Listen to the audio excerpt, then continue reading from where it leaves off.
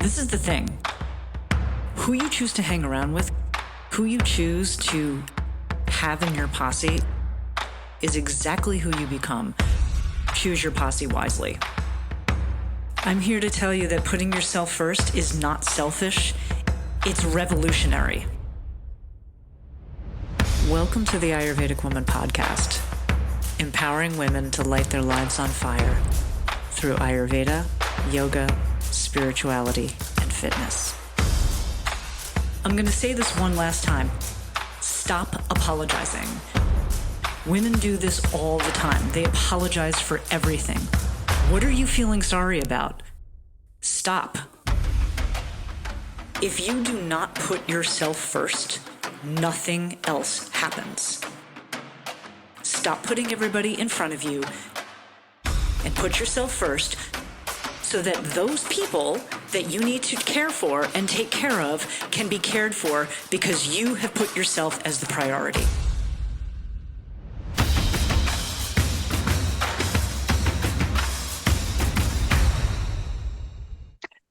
Jai Bhagwan, Women Warriors, and welcome to the Ayurvedic Woman podcast. I'm your host, Dr. Satyavani, and I have with me Prajna Madhavi. Woohoo! Famous co-host and woman exceptional who just completed and passed her personal training certification. Woohoo! Thank you. Thank you. How do you feel? It was great. I felt prepared. Like I've been studying for quite a few months, and even just this last week, I was replaying all the muscles of the body and the skeleton of the body, all those videos. So I felt really good going in, and the test felt good. I felt, there were obviously some questions I wasn't quite sure about and came back to, but it's kind of like go with your gut a lot of the time, where it's like, I'm looking at this question. I can't think of a better answer than what I chose the first time. So, and you just overthink it. So I just kind of went through them briefly and looked at a couple and like, maybe it's a different answer. And yeah, I passed. Did enough. It's wonderful. I am feels good. So proud of you. Mm-hmm. Thank you. Way to go. And I know that you're going to be doing yours coming up. I am gonna research. It's taking a little bit longer just because of all of the stuff going on in life, but it is a priority that I am looking forward to. I actually called Nesta because both Praj and I did the National Exercise and Sports Trainers Association certification program. And I called them yesterday just to find out, about the test and all of that. And actually, the gal who answered the phone, and this is a plug for Nesta. I'm sure other organizations do this, but I was really quite impressed. She's like, if you need assistance in a certain area, we have area experts. We can get you, a tutor on a phone call, et cetera, et cetera. So, and I was like, oh, no, I just wanted to know, about the exam, et cetera. But just the fact that they had that resource, I thought was pretty darn cool. So shout out for Nesta. Mm-hmm. And another great trainer in the pipeline. We are excited for you. So congratulations. Thank you. So, very, very cool. Very cool. So, my friends, today, this is podcast 2 for 2024. And we are going to be talking about this whole year, just for those of you who might be tuning in for the first round, that we are talking about life purpose and living your life with a purpose and doing that through the Vedic lens. And today we are starting our journey through all of the koshas, the layers of the self. So from an Ayurvedic perspective, just as a review for those of you that may be new or forgot about what the koshas are and what they do, the word kosha translates from Sanskrit to mean sheath or covering. And in the ancient world, and even today, because a lot of modern science is talking about this now, they're just kind of catching up to what's been going on for 5,000 years. That we have 5 of these layers, and it starts with the physical layer known as the Annamaya Kosha. Then we move up to the Pranamaya Kosha, which is the energetic layer, Manomaya Kosha, the mental emotional state and layer. Then we move to the fourth layer, which is the Vijnanamaya Kosha, which is our state of consciousness and awareness in life. And then finally, we get to the Anandamaya Kosha, which is our spiritual covering or spiritual self. So we are going to journey through all of these, overlaying the idea of purpose and living purposefully through these koshic layers. So today we are starting out with the Annamaya Kosha. And Annamaya, just so that you know, the word Anna in Sanskrit translates to mean food. So it is the food body. And that is our physical constitution. But before we dive into all of this, we always do a wellness check-in. And quite honestly, like Raj and I have been missing each other for like the past 2 weeks. Like we've kind of seen each other. We've spent a little bit of time, but not nearly as much as we normally do. So I want to check in with you and see how your Annamaya Kosha, how that's going. And also like from all of the koshic levels, what's your wellness check-in for us? Wellness check-in is currently doing really well. Obviously, coming Awesome. off the high of my test. I feel physically like getting stronger every day. I am sore. I decided to prune my peach trees and my apple tree last weekend, which was a lot of trimming, lots of branches and using a saw to cut things down. And so I knew it was coming. So about 2 days later, the back and the medius and now that I know those parts, all of that definitely is feeling it. So definitely a little sore, but knowing why it's sore, that's fine. But it is, when I work out, it's like, okay, I need to be a little bit careful because I don't want to throw my back out or something like that. No, definitely not. Been, playing around in the weight room with different tempo and lighter weights and different tempo and still trying to work on my mobility with my knee. And how is the knee? How is the knee? The knee is, it's, if I do still the jumping, if I do like a fit body where there was some jumping today, it doesn't really like it that much. I took a sculpt class last night where there was some jumping. And so it's, I just need to keep rehabbing it. I think overall, something that would have sidelined me, 5 months ago, totally, with the way it is now, it just is something I can deal with. Awesome. At least a lot better. So that's progress. That's been really good. Yeah, a lot of progress. Is there certain kinds of jumping that irritate it more than others, or is like as an example, are jump squats worse than jumping jacks? Like something along those lines. I would say anything that's more on the toes is worse. Anything that puts weight more forward onto the front of the knee. Gotcha. If I can sit back into my heels and bend my knee, it doesn't bother me as much. But if I'm forward on the knee, that's why like a reverse lunge doesn't feel great. Yeah. Because it's putting a lot of pressure for me either. On the back. Usually when my right leg is behind me, which that's my bad knee, if it's behind me, it usually doesn't feel very good in that spot. Because if I try to push off, it's just like, no, don't want to do that. Yeah. Mine clicks a lot.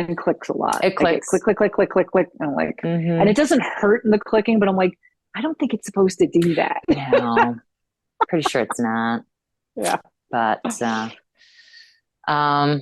yeah, just kind of working through, and the beauty of not just the personal training, but also going to see Jessie and learning more about the body in general and the muscles and which ones I'm not working and which ones I am. But it's, just so much empowerment of what you can do and how you can make your body feel better. Food wise, my protein still hovers around 77 grams, which is not where it needs to be, but just trying to find ways to get more protein in, but it's not easy. Yeah. It's a work in progress. Digestion. I'll talk about, water here today, but digestion is always a struggle for me being a Vata. And But like life, I I feel like with stresses that would normally bother me, I feel with all the physical activity I'm getting, I feel like I can handle it so much better. It's Totally. yeah, I'm Completely just understand that. I just see people around me, they're like just kind of freaking out, and I'm just like, that's Whatever. I'm gonna go work out after work. That's what I'm work focused on. This too shall Mhm. pass, and I get to go work out and do something Yep. different. So, Which is great. um, yeah. It's How about awesome. you? You know, I love what you just said because I have noticed very, very acutely in the past 6 months, especially, that the more I'm just focused on my physical activity, I can really get through anything. I really Mhm. can. Like, is if I have that as a steady routine, I get, my weightlifting in, I get my running in, I get my Krav in, like all of those things. Everything else is just sort of like, like it's really not that hard, people. And my stress has completely and utterly shifted. And I think that that's really the power of like the Annamaya Kosha, this Mhm. physical body. Like when you really get that dialed in, the key word that you just used, empowerment, it is the beautiful, I'm not even going to say byproduct, I'm going to say the beautiful product of the the whole thing. And Yeah. I have felt that way. I mean, the past, in current time, like since I came back from vacation and all of that, getting up at 4 o'clock in the morning is just standard operating procedure. And I think I mentioned to you last week, one of the things that I have been doing for, I guess it's 2 solid weeks now, is I'm fasting in the evenings because I'm Mhm. training at night. I mean, I train in the morning, but then like crowd training happens at night because of the hours. And getting home from that, even on a quote early day, is still 7 o'clock at night. Most nights it's 8 to 8:30, and just having juice, water, or like a protein shake, which I know is not necessarily optimal, but very helpful. Um, and sometimes I don't have anything, and just giving my body that relaxation of not being like, oh my God, now you're home and like you're going to eat this meal and then we got to start digesting it, et cetera, Mhm. has been an absolute game changer. And like the first couple of days I was getting up in the morning at 4 o'clock because I teach at Fit Body in the morning. And so I usually take the 5:15 HIT class and then teach the 6:15. And the first couple of days, it was like my body was like, I'm starving. But within like 3 days, it was like, okay, no big deal. And Mhm. then, I would take the 5:15 class and then maybe have a small snack between 5:15 and the time that I had to teach. And like, it's really nothing. And I'm seeing a big difference. And I know that, you've done that. So Yeah. it's been very helpful for you, for you. Feeling like And it's, you feel like you're in you your know, 80s. I'm like, well, I, dinner I time's know. 4:30 I, because then I seriously, I'm gotta like, do all my my stuff and go to bed. exactly, like my focus is like, okay, it's 4 o'clock and this is the last meal of the day, and I'm doing that like Sunday through Thursday, because then like Friday Mhm. night and Saturday, I can have dinner with Michael and all of that, so that if we choose to, like once a week, we usually choose to get takeout or something like that, so because he cooks all the time, and or just having dinner together. So I allow that to happen, 2 days a week. But being in that routine has just been amazing, and the weight room's been great. I have started to lift heavier for sure, and yesterday, so tomorrow we have at Crowd we have fight night, Mhm. and So we've got teams and everything. And so yesterday we were prepping for fight night because nobody knows like what the hell goes on at fight night. Like we have no idea. And so we did a prep with it yesterday. And so there's various different things that are getting tested. So it's not just sparring the entire time. Your strength is being tested, your conditioning is being tested, endurance, all of these things, et cetera. So Holly and I teamed up. Shout out to Holly Kerrigan. We teamed up yesterday, and the first like activity that we had to do is she had 2 focus mitts on, and then we switched later on. And you had to do as many strikes as you could in 4 minutes. And I have to say, all of the weightlifting, all of the conditioning work it is that we've done, like, Bonsai's in the background. I hear him. Yeah, he's wanting something, but it's okay. Yeah. We like all of that paid off because in that exercise in 4 minutes, I was able to do 410 strikes. Wow. In 4 minutes. It's like 100 a minute. And it was like, okay. And I mean, and Holly killed it too. I think I forgot what she made it to. She made it to maybe 390, something like that.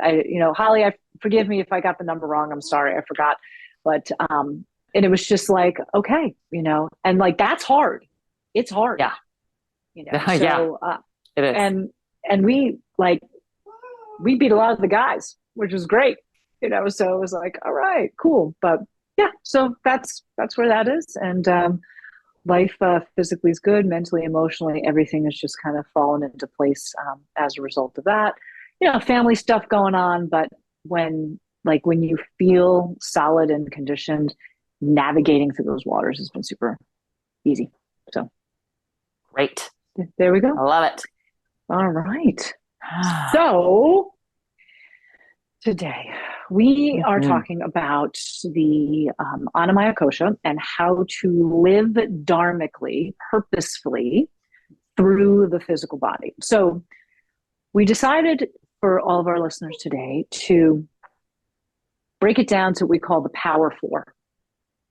How do you live dharmically through your physical body? Through the Power Four. And the Power Four are food, water, exercise, and sleep. And for the record, they're not like in order of importance. They're all super important. But if you can focus on the Power Four, food, water, exercise, and sleep, you can live purposefully through your physical body. So here are some of the reasons why. Let's talk about water. Okay. Prajna, share the wisdom of the importance of water and how that helps you live purposefully. Water, as far as the food body, so important.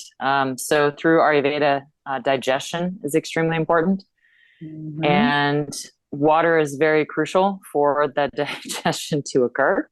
Yes.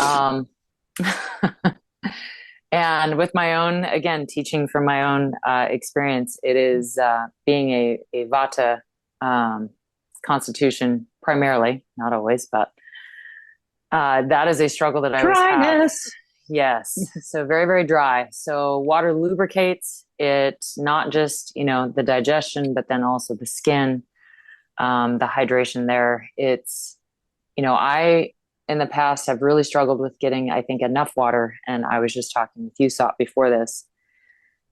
Sometimes we don't absorb water as well as we should. And so, correct. And I've just found that putting some salt in the water, for me, I was putting lemon in it. I was putting, to alkaline the water. I was getting the lemon in there, but I'd forgotten about the salt. And yep. Salt is kind of that missing piece, I think, for my body to being absorbing of that water, because we can drink as much water as we want. Yep. We always talk about how trying to get a gallon a day, at least, I would say at least shooting for 100. Completely. Yeah. And most people think you're insane. Yeah. When you tell them that, you're like, you got to drink a gallon of water. People are like, what? Yeah. I mean, I have my mom who literally says, not to cut you off, I'm sorry, but like you just No, totally fine. struck something that this, my mom is like, oh, I drink a ton of water. I'm like, how much do you drink, mom? She's like, those 16-ounce bottles. She's like, I drink 2 or 3 of them. I'm like, that's not a lot of water. She's like, talk to your father. I drink so much water. I'm like, no, you don't. And like, and she's 77 and she's dry and her digestion is a mess and all of the things. So yeah, continue. Yeah. I'm sorry, but you're 100% right. Yeah, it's and if your body's not absorbing it well, so I mean, things to look for if you're dehydrated, your pee is going to be like apple juice. So you want that the clarity in the pee, and just even when you wake up, like notice what your pee looks like, and then what it looks like throughout the day. Trying to keep it, roughly clear or like a lemonade color, means that you're drinking enough. And then, obviously at night, you probably don't want to be peeing throughout the night. So you want to, and you've talked about this, and I do this, I drink probably about 70 ounces of my water in the morning. Yeah. So get it in right out of the gate. Get it done right out the gate. Drink water when you wake up. I throw in my little green powder in some water. I drink plain water. I drink tea. I drink a 40 ounce, my Fit Body 40 ounce on the way to work. I'm like waterlogged by the time I get to work. And you have to be careful because you're standing in a classroom for, what is it, 90 minutes at a clip? Yeah. So, yeah. Mm-hmm. Yeah. So, I mean, all the more reason to hydrate, but nonetheless, you're just like in the middle of the lesson, you can't be like, can you guys wait a minute here? So, yeah. And I just show like a video clip or like talk to your partner. And then I'm like, I gotta pee. But that was kind of the indicator that I didn't think I'm absorbing it well, because I wasn't really having to pee that much. And I was like, there's something there. So, and it has shifted within the last couple of days since I've put salt in there. But yeah, if you don't want to pee throughout the whole night, you want to stop at 6 p.m. Drink a primary water in the morning, let it kind of work its way throughout the day. That doesn't mean stop drinking after 10 a.m. Still trying to drink, but, and just, lubricating the joints, lubricating the skin, the digestion. There's just so many things. I mean, our body is so much water that our body needs it. 70%. Yeah. And then the kind of water that you want to drink, don't get me started on tap water, but because it's not really what the topic that we're on today, but you want to drink good water, and most tap water is probably not that great. So Boise tap water is 6.0 or below, I forgot, in terms of alkalinity, on that alkaline acid spectrum. And they say for it to even have remote amount of alkalinity has to be a minimum of 7.5. Not even close. Wow. Yeah. And that's not to mention the stuff that's in the water. Like there's chlorine, arsenic, like other things in it. So filtering your water so that you're not just getting water in, but you're getting good water in. That's not going to be detrimental to you. You also have the wand. I have the wand. Yes. Can you just talk about the wand for a minute? Oh boy. I haven't used the wand in a while, but it does help the alkalinity and does help the clarity of the water. The water tastes, I've had some people say it tastes more wet when they drink it. I've never quite heard that description, but changes the constitution of the water somehow. I also do like a reverse osmosis, countertop filtration system. So I do that. But if you have something that takes all the minerals out, you also want to be adding some minerals in, which I also think that could be an issue that I've been having. Yeah. So, which I didn't really think about that. You know what? That's true. It's a good point. Yeah. Yeah. And temperature wise, you want the water to be not super cold. So when you go to a restaurant, as you always tell us, to not ask for the ice water, ask for no ice, or room temperature water. Especially during the winter months, I don't even like cool water. Oh, I boil water in my classroom and I mix it with the other water and make it warm. For that's one, smart. our school water is not very good. It tastes terrible. So having it be warm is a little better. Well, the boiling also helps the process too. Yeah. Yeah. So And terrible water help. in schools. Like I know it doesn't even, yeah. When you talk about food, it's going to be the same kind of thing. So yeah. Do you have anything else that I have kind of forgotten? Again, those are kind of the high No, points. I think the high points are the amount, time of day, what it does, and also how to drink it. In terms of that, I think one of the keys really is that room temperature or hot water. And it's funny because I've had a lot of clients or patients kind of look at me funny when I say that. I'm like, you don't drink ice water, and like that's an anathema to them. And that's actually, it's a very American thing. The idea of ice water is an American thing. You remember when we were in India and you go to, other countries, especially in Asia or even Central America, like ice is not a thing. Yeah. It's not a thing. Can't be. So it can't be that you don't have the capability. Right. Did you notice that? I don't know if you're in this spot in the Nesta program, but I think in Nesta, they talk about how drinking water, make it cold so that people drink more of it. And so they actually, I know. I haven't gotten to that part yet. But if it's an American thing where to get people to drink more water, it has to be cold, then I get what they're saying, but it's like, well, one of the other things to get people to drink water in America is also to put something in it.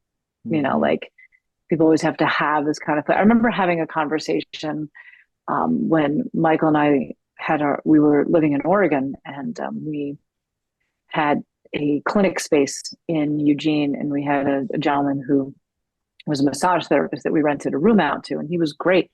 And he would come in with those 64-ounce sodas that you get at like Circle K gas station.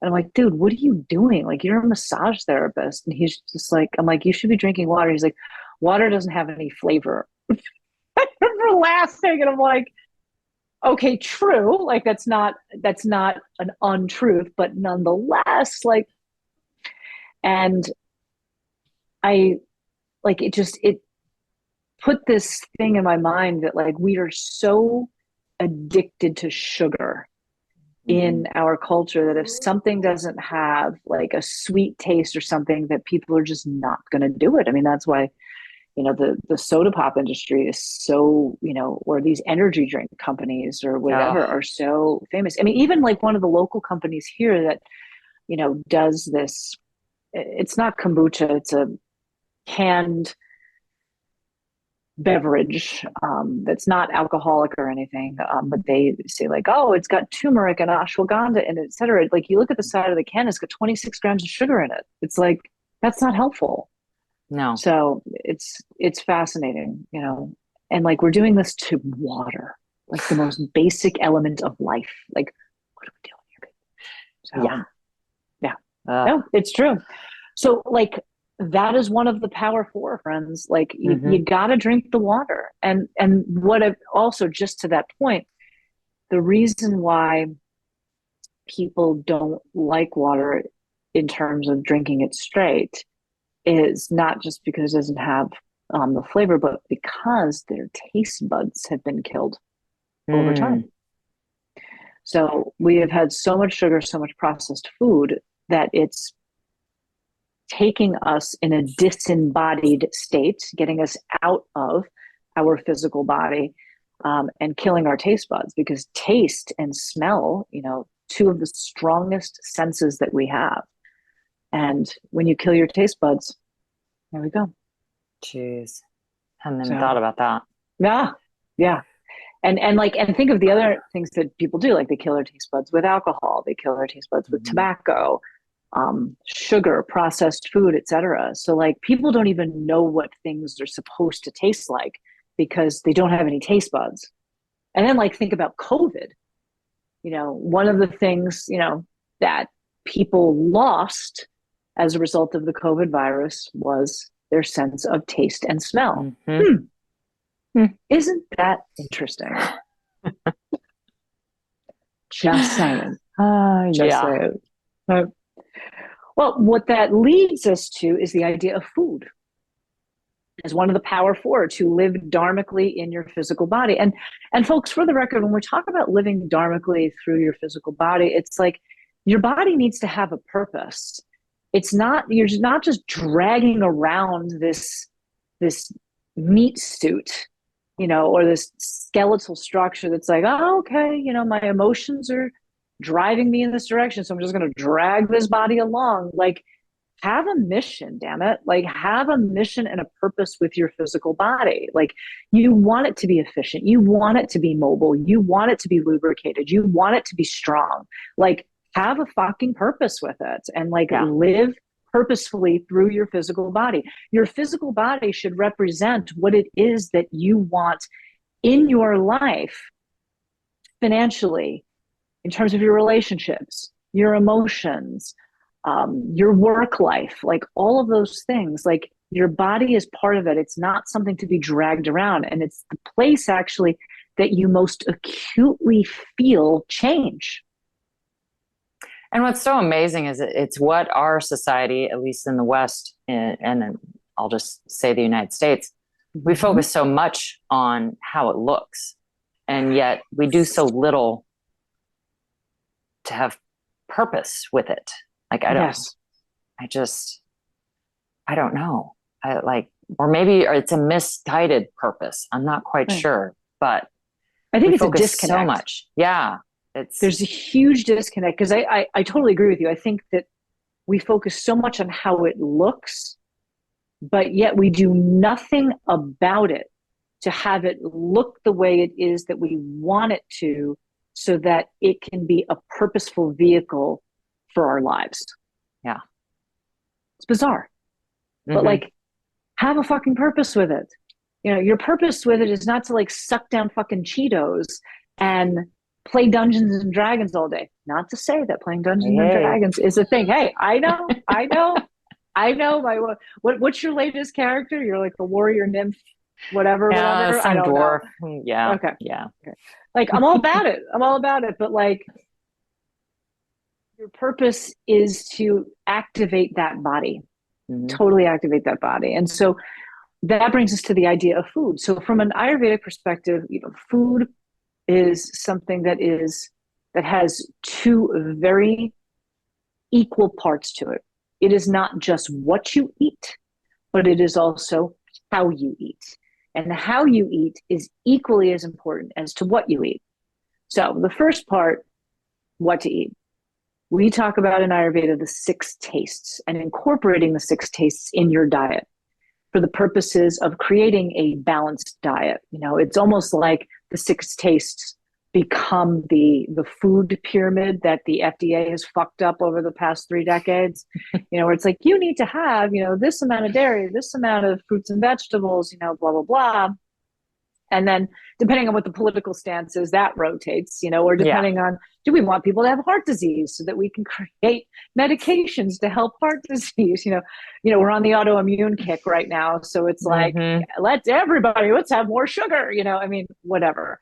Yeah. But the 6 tastes in Ayurveda are sweet, sour, salty, bitter, pungent, and astringent. And if you want to know more about those 6 tastes, you can look it up online, or you can look at one of the earlier podcasts here for the Ayurvedic Woman, because I talk about the 6 tastes in more detail. But incorporating those tastes into your diet, even in small amounts, is important to keep your digestion regulated. Everything in Ayurveda as it relates to food and health overall has everything to do with managing your digestion, just as you spoke about with its relationship to water. And so what that leads to is this concept of Agni, our digestive fire. and making sure that we keep that digestive fire in good stead and in balance, not imbalanced, in balance. And one of the ways that we do that is that you only eat until you are a third full. And what we tend to do, and just go out to a restaurant, which you did recently and spent $30 on chicken, right? You're like, oh my God. Oh my gosh. Oh my God. Like, it's fucking expensive. That's first of all. But if you go out to the average American restaurant, these oversized portions of what's on a plate. And if you are raised in a Judeo-Christian culture, like most of the United States is, everybody is part of the clean plate club. Mm-hmm. That if you didn't clean your plate, then you weren't a good Christian. You weren't a good Jew. It's like, that's how people show their love. And if you don't do that, then they're starving kids in China. Like, whoever came up with that, I have no idea. And if there are, if you're not cleaning your plate, then you're not showing gratitude to the person who gave it to you, which is crap. However, you couple that mentality with large portions, you have an obesity epidemic, case closed. And people overeat and they overfunction with their food. Add on top of it more processed stuff. And we have a quagmire of problems that are happening with people's digestion. And very briefly, in the digestive pocket, as it relates to that, there are 4 different types of digestive stages that people can be in. The ideal stage is what is known as samagni, which is everything's balanced. Digestion is optimal. You're eating enough, you're getting the nutritive value out of it, and you're digesting and you're eliminating very well. We all aspire for that. Mm-hmm. We live in a culture that, whether it's pesticides on the food, overly processed food, rushed lifestyles, et cetera, that doesn't allow for that samagni to happen all the time. And so we can then fluctuate between these 3 other digestive types, one being manda agni, which is very slow digestion. It's sluggish, and when you eat a lot of heavy foods and you eat too much of it, digestion gets very slow. We have another category known as tikshna agni, which is that there is excessive heat in the system. We deal with inflammation all across the board. In our culture right now, high inflammatory foods, because of pesticides, because of the way food is genetically modified, et cetera, antibiotics that are going into various products through the animals. If you are an animal product eating human, and that causes this excessive heat in our digestion. It can cause things like acid reflux and all types of digestive issues that can translate into things like diarrhea or stuff like that. And then finally, the one that I think most people experience is what is known as Visham Agni, this unpredictable digestion. Like, today I might be a little constipated and bloated, and tomorrow I have loose stools. So it kind of fluctuates on this spectrum. So Ayurveda, from a food standpoint, you incorporate the 6 tastes in your diet. You eat until you are only 75% full so that the body can go through the digestive process, because it is a process that takes minimum 3 hours. And that is if your system is highly efficient. If your system is not highly efficient, if you don't have a purpose with this body, it's going to take a lot longer. And most people graze all day, they eat constantly, etc., without efficiency in their digestion. And then it just becomes sluggish, unpredictable, fiery, blah. Mm-hmm. The second side to this whole idea of food with Ayurveda, and it being purposeful, is how do you eat? And there are ceremonies, shall I say, about how we eat. And just a few examples are, one of them being eat until you're only 75% full. Maximizing your eating during high digestive times. So lunch should be the largest meal of the day. Not eating in front of the television or technology or having tons and tons of heavy conversation during eating. A lot of this is like an anathema to most people because they're like, what do you mean you want me to eat in silence? Yeah, I do, to the best of your ability. So there is the what to eat from a six taste standpoint, regulating the digestion, and then there's the how to eat. And if, again, you are interested in the whole how to process, there is a previous podcast here about digestion, food, and the idea of how to eat from an Ayurvedic perspective on this podcast that I think I might have done like 2 or 3 years ago. But the other part of it is also gratitude. Having gratitude for the food it is and taking a moment to receive that food, making sure that it is, clean and organic and also from a very well equipped and happy chef. Because all of that energy is going into the food.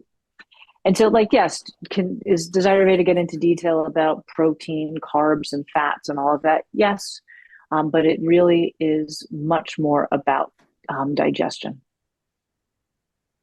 And that's where we are. Is Bonsai going someplace? Okay, because your camera is moving all. Now I only see half of your face. He just did some zoomies, and so I'm giving him a little something to hopefully tide him over. So gotcha. I apologize. That's okay. That's okay. So we've got 2 of the Power 4 that are done. We've got food and water, and now let's talk a little bit about sleep, which actually falls in very nicely with the food and water, because sleep can be very elusive if those 2 are not dealt with, if you don't have a purpose with those 2. Yes. Because there's so many things that dysregulate your sleep. So yes.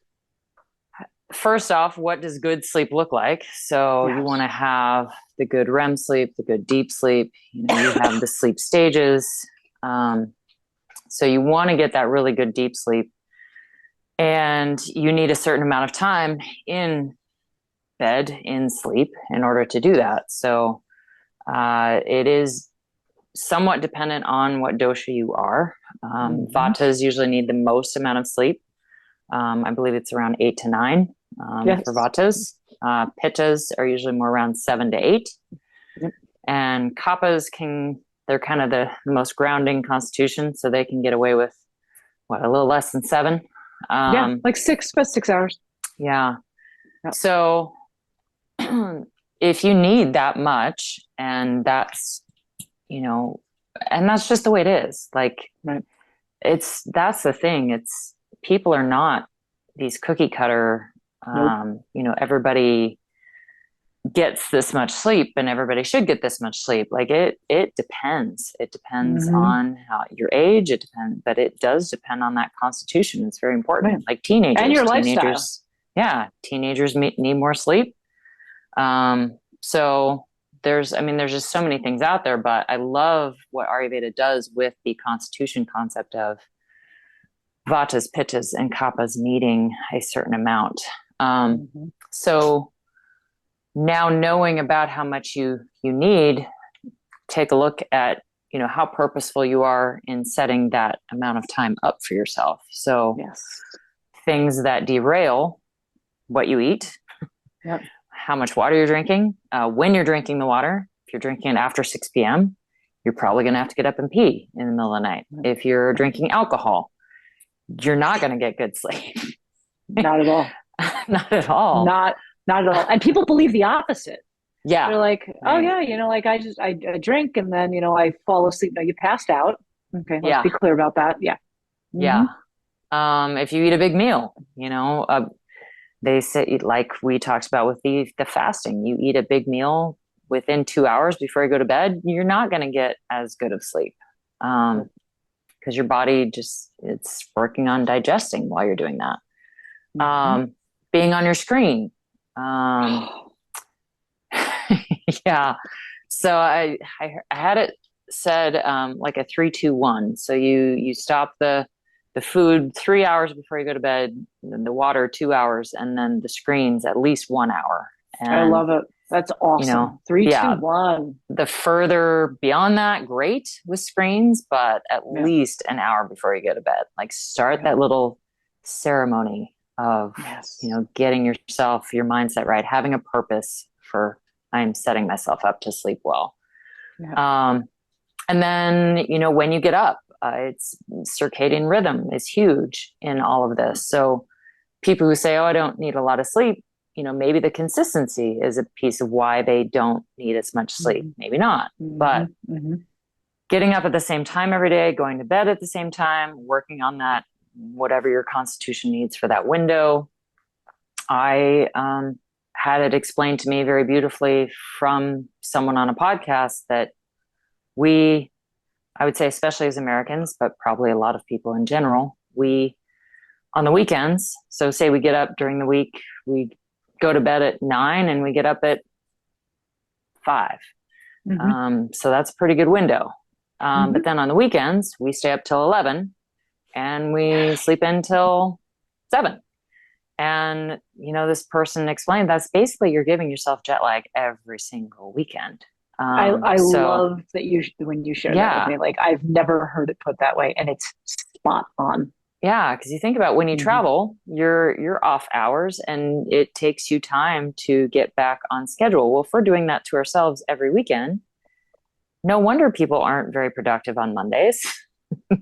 They're kind of getting their mojo back on Tuesdays, and by Wednesday, you know, so we have like 3 productive days during the week. And then if you think, oh, let's go to a 4-hour work week. Well, now you're just going to give yourself jet lag 3 days out of the week. So now you're going to have less productive days. So I don't think that's the fix, but nope, not at all. When they said that, it was just so beautifully put that I'm like, yes. So I've been really conscious about having a purpose, even on my weekends, like getting up at the same time, or at least close. Like you can give yourself a half an hour to an hour. Totally. So, I find that, you know, it's actually nice if I go to bed at the same time on the weekends, but then get up a little bit later. That's actually really nice. So at least I don't like when you just said before, like, like on the weekends I go to bed at 11. I haven't seen 11 o'clock in like, I can't even tell you how long. Even on New Year's. Like, what's that? When my neighbors are having a party down the street, I wake up at midnight, but I don't see midnight on my own. I can't even tell you when that happened last. I don't like taking, like if I go to San Diego and I have to take the 6 p.m. flight and it's 2 hours, and then plus, you know, we have to add an hour because the time change, and I get home at like, you know, 9:30. I'm like, oh, this is a late flight. You know, like for me, like that's a late flight. Like I cannot do it. Cannot do it. So And so it's, you know, I know there's a lot of people out there who'd be like, but I can't, and I can't, and I can't. But it's you can. But if you have a purpose as to what you want to get done, and then you will find a way to make at least get closer to where you want to be. But it has to be on purpose. It can't just be, oh, I can't do it because of this or this. Then you're just placing blame on something else. Agreed. And again, that's disempowering. Like I'm disempowered now because I have something else is going on that's causing me to not be able to sleep. And it may not be perfect every day, but again, consistency is crucial. So, well, and you bring up a good point as it, you know, relates to sleep in this example, but like, if you really want something, you will make it happen. I mean, I think about people who have like alcohol and drug addictions. They got plenty of money to figure out how to feed that addiction. Like, how is it different with sleep? If you really want to live a purposeful life, you have to have your body rested in order to do that. Otherwise, it has all these other implications.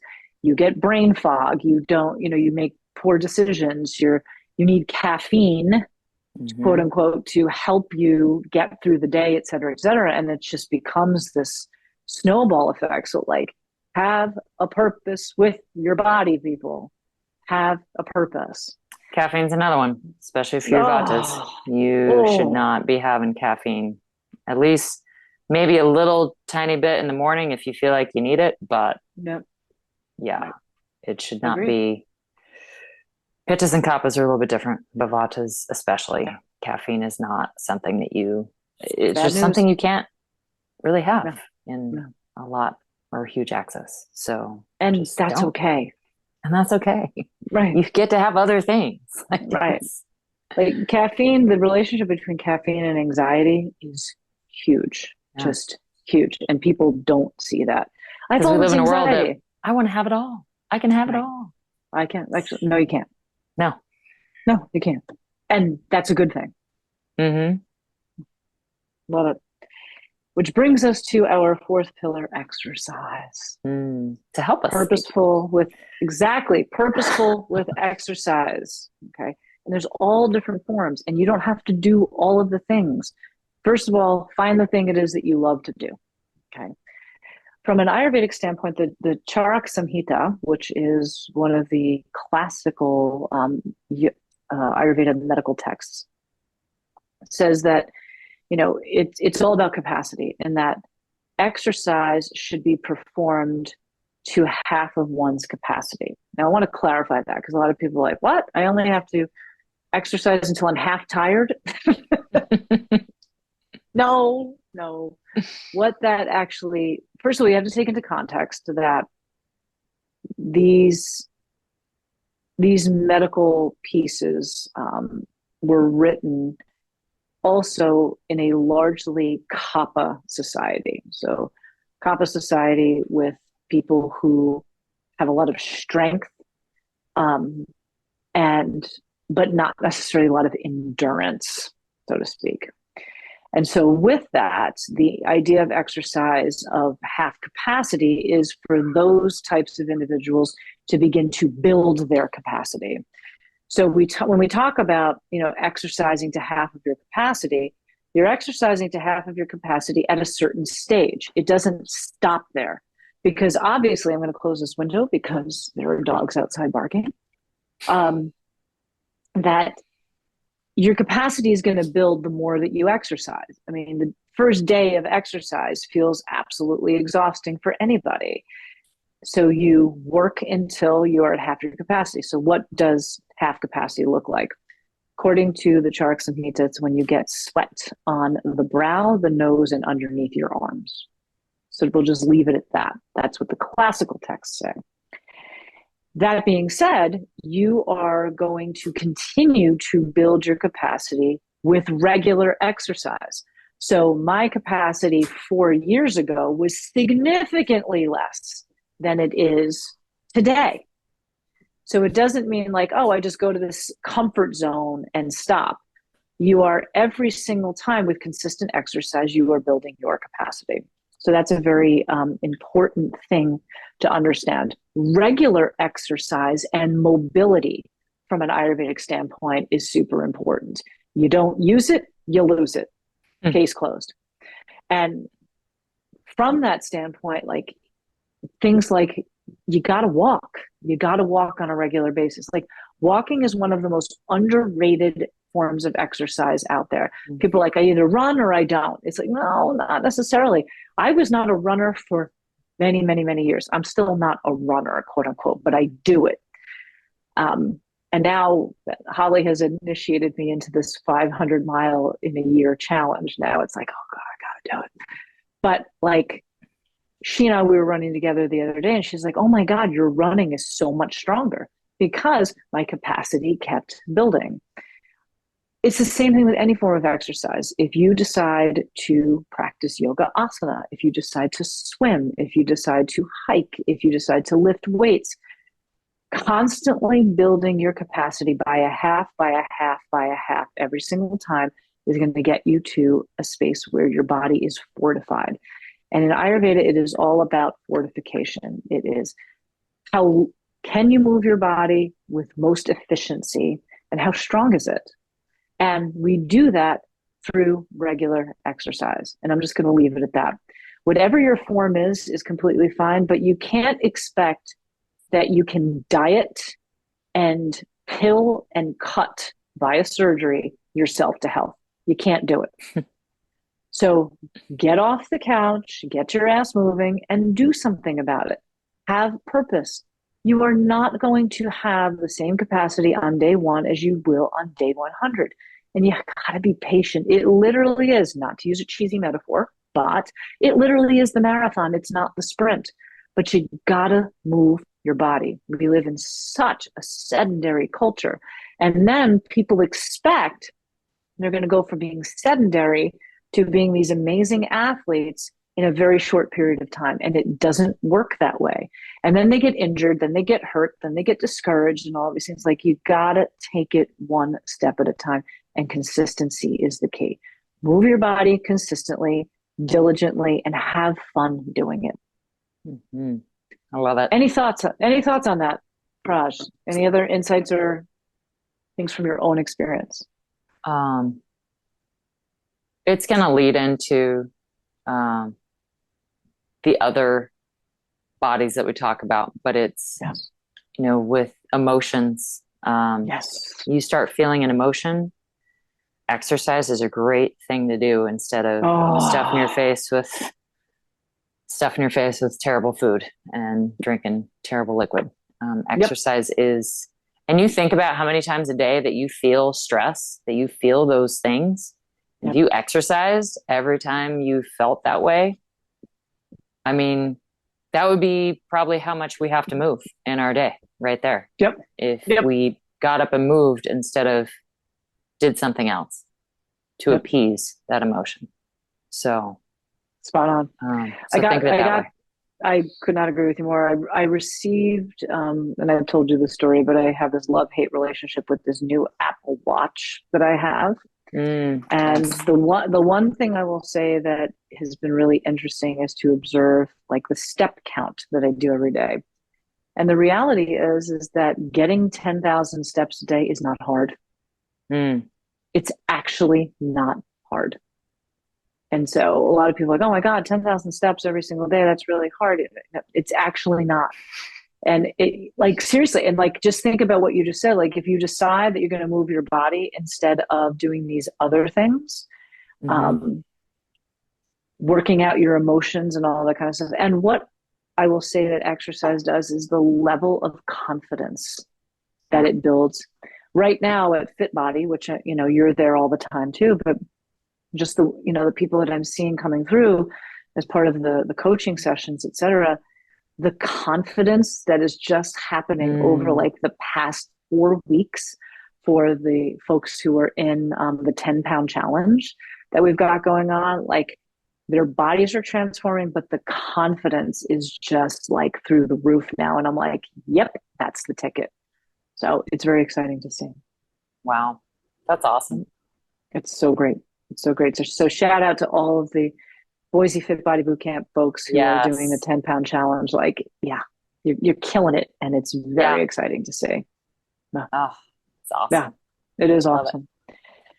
So folks, that's what we have today for content in terms of like the power for food, water, exercise, sleep, get it done. This is how you live purposefully in this physical body.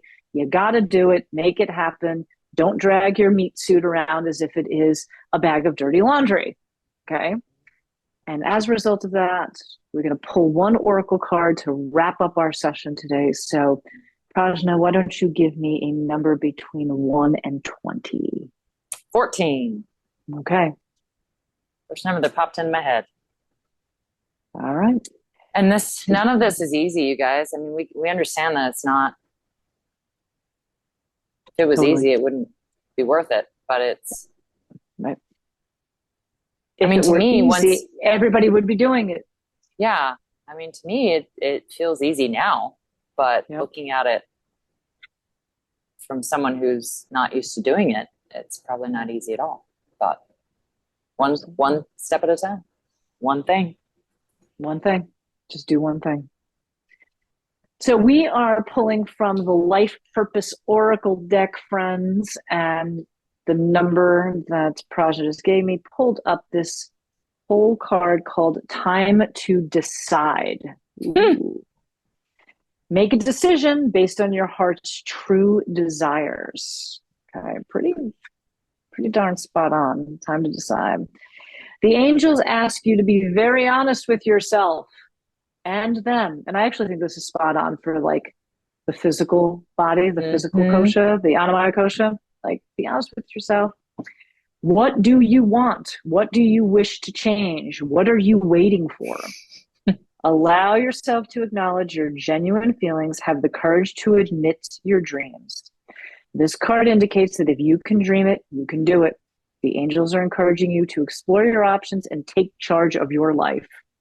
My God. Wow. After all, your work comprises a major portion of your daily activities. You, like everyone, deserve to spend your time in meaningful and enjoyable ways. And here we are. Love it.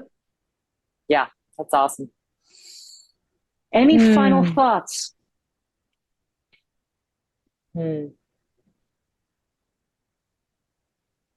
Just really excited to be doing this and be doing everything I'm doing right now.